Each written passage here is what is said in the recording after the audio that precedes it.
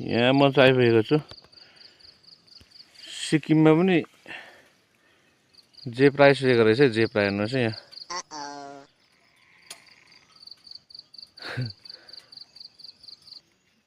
जेप्रामा त होइन जिराफ पनि आइपुगेको रहेछ हाम्रोतिर चाहिँ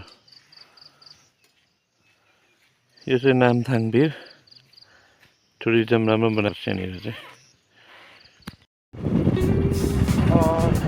जानुपर्ने चाहिँ अझ रम्फूबाट हो रम्फूमा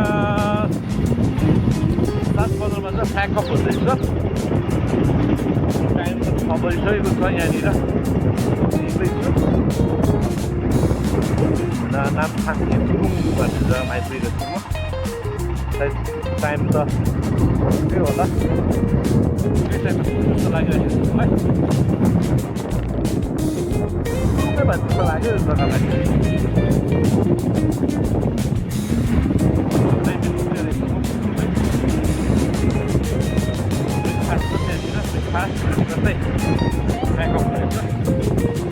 तपाईँहरू बनिरहनुहोस् मेरो यो भिडियोमा आजको वान डे राइडमा तपाईँहरूलाई स्वागत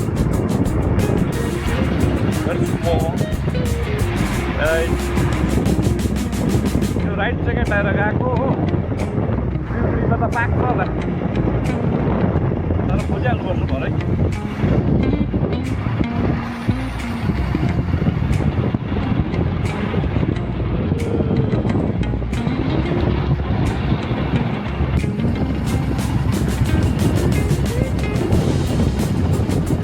सिजनमा हो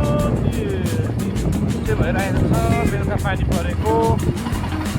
र आज बेलुकासम्म चाहिँ पानी नपर्दियोस् यही छ गडसँग प्रार्थना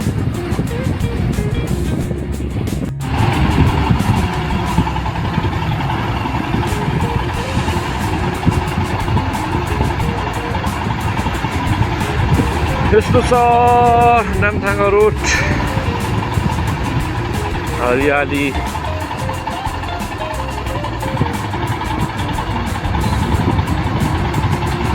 अहिले हामी चाहिँ रम्फूमा पुगेको छौँ यहाँबाट प्याकअप हुनेवाला छ साथीहरू आउँदैछ यहाँनिर देखिसकेको छ एकछिनबाट हाम्रो प्याकअप हुँदैछ यहाँबाट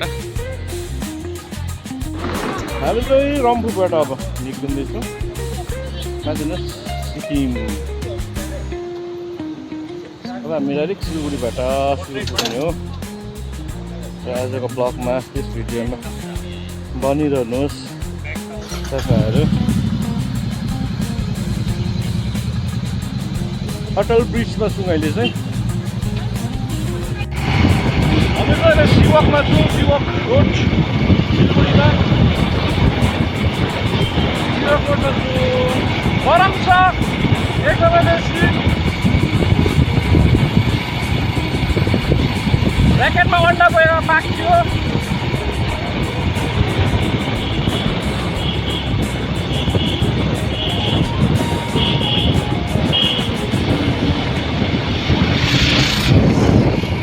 ल हामी चाहिँ एनसिबी सेन्ट्रलबाट सिलगढी आइपुगेका छौँ अब यहाँ एकछिन प्रोग्राम हुनेछ फेरि ब्याक टु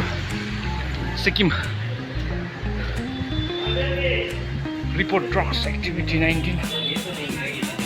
यहाँ चाहिँ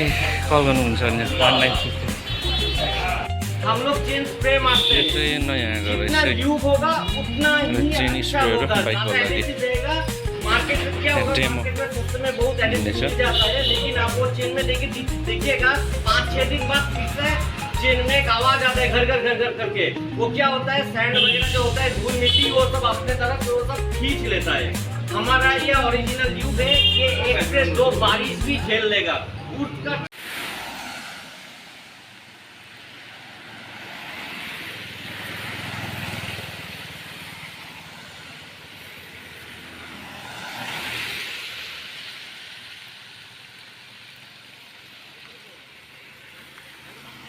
पुलिखे भिडमा त्यस्तो जाम छ है सबै साथी चाहिँ महिनाकै भयो टायर चेन्ज गर्दा चाहिँ